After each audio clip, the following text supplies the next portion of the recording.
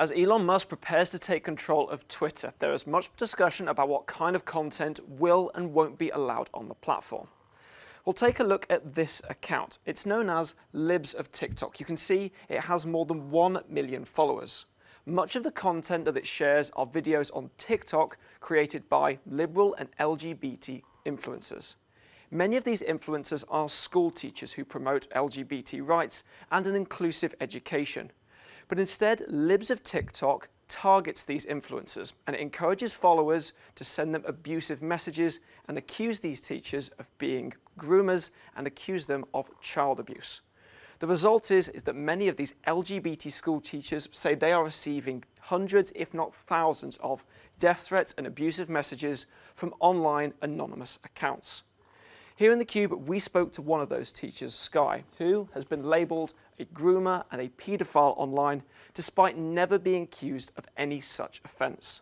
Sky conducts training to create safe spaces for LGBT students and teachers.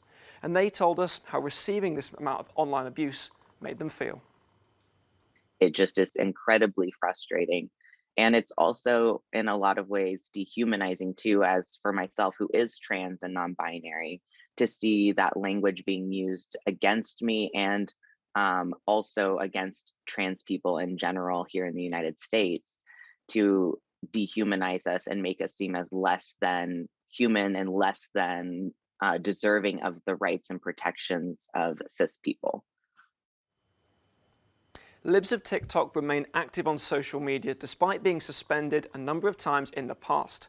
And what's more, the account has been shared by a number of prominent conservative voices in the United States, including the popular podcaster Joe Rogan.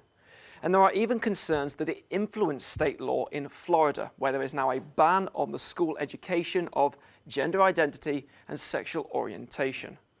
Well, speaking to Euronews, Sky Tooley says that there is a support network that these LGBT influencers have among each other.